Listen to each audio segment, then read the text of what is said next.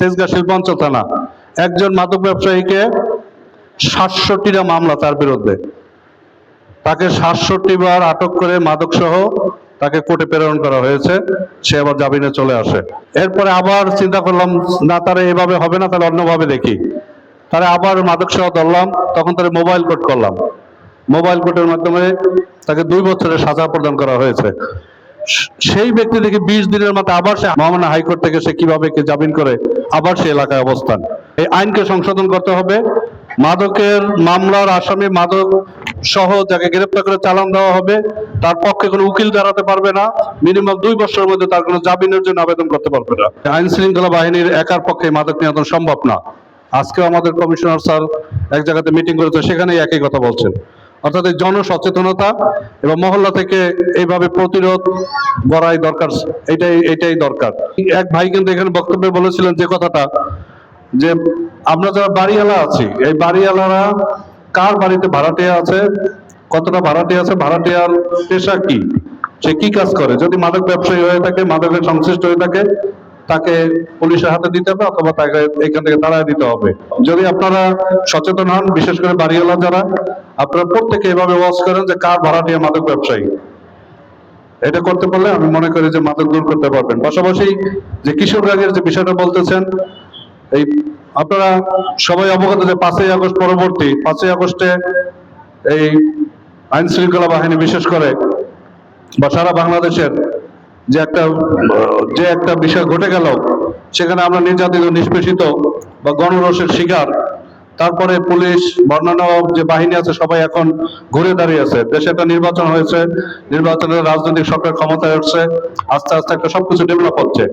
তারপরে একটু আমি মনে করি যে এই কিশোরগঞ্জের যে উৎপাদ, এটা অভিভাবকের তাদের যে নজরদারি, সেটার অভাব। ছেলে পেলে 5ই আগস্টের পূর্ব থেকে বা 5ই আগস্ট পরবর্তী যে অভিভাবকহীনতায় ভুগছিল বা আইন শৃঙ্খলার যে নজরদারি ছিল না, যার কারণে কিন্তু তারা এই ছোট ছোট কিশোর বয়সে এখন অপরাধের সাথে জড়িয়ে গেছে। আপনারা আপনাদের সন্তানের প্রতি নজর রাখেন। প্রত্যেক সন্তানের প্রতি যার যার বাবা মা আছে, আপনারা খেয়াল রাখেন যে আপনার সন্তান কোথায় যায়, কোথায় থাকে, কার সাথে ঘুরে, কি করে, এ বিষয়ে লক্ষ্য রাখেন। আশা করি এটা নিয়ন্ত্রণে আসবে। আমি আমার আগের স্টেশন, ওইখানে ঢাকা 12 আসন তেজগাঁ শিল্পাঞ্চল থানা একজন মাদক ব্যবসায়ীকে ৬৭টা মামলা তার বিরুদ্ধে, তাকে ৬৭ বার আটক করে মাদক সহ তাকে কোর্টে প্রেরণ করা হয়েছে। সে আবার জামিনে চলে আসে। তার এখন পর্যন্ত কোনো সাজা হয় নাই। পরবর্তীতে আমি যোগদানের পরে তাকে আবার গাঁজা সহ ধরা হইলো। 1/2 কেজি গাঁজা সহ অ্যারেস্ট করে তাকে চালান দিলাম।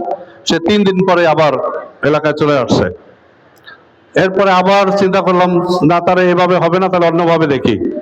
তারা আবার মাদক সহ ধরলাম, তখন তারা মোবাইল কোর্ট করলাম। মোবাইল কোর্টের মাধ্যমে তাকে 2 বছরের সাজা প্রদান করা হয়েছে। সেই ব্যক্তি থেকে 20 দিনের মাথায় আবার সে মহামান্য হাইকোর্ট থেকে সে কিভাবে জামিন করে আবার সে এলাকায় অবস্থান। অর্থাৎ এটার যে দুর্বলতাটা কোথায়, আমি বলছিলাম যে এটা কি আমাদের দুর্বলতা নাকি আইনের কোনো ফাঁক করে বের হয়। ৬৭টা মামলা যার নামে, সে বাইরে থাকবে কেন? এত কষ্ট করে যে মাদক দ্রব্য নিয়ন্ত্রণ অধিদপ্তরের লোকজন আছে, আমরা আছি, র্যাব, বিভিন্ন সংস্থা, আমরা লোকজন ধরে রাখি। এই বাংলাদেশে আইনের কাঠামো দুর্বল। আইনকে সংশোধন করা উচিত। এখানে মাননীয় সংসদ সদস্য আছে, ওনার কথা বলার সুযোগ আছে, উনি আইন প্রণেতা। আমি অনুরোধ করবো, আমি আগের স্টেশনে এই কথা বলছি, আপনার সংসদে এই কথা বলেন। এই আইনকে সংশোধন করতে হবে। মাদকের মামলার আসামি, মাদক সহ যাকে গ্রেপ্তার করে চালান দেওয়া হবে, তার পক্ষে কোনো উকিল দাঁড়াতে পারবে না। মিনিমাম 2 বছরের মধ্যে তার কোনো জামিনের জন্য আবেদন করতে পারবে না। আপনি এই ধরনের আমি অনুরোধ করব, আপনি যদি সংসদে এই কথাটা বলেন যে মাদকের বন্ধ করতে হলে মাদক ব্যবসায়ী ভিতরে রাখতে হবে। আমি আজকে ধরে দেবো 3 দিন পরে জামিনে চলে আসে, আপনি কিভাবে বন্ধ করবেন? যার কারণে আমি অনুরোধ করি এই বিষয়টা আপনার সংসদে তুলবেন।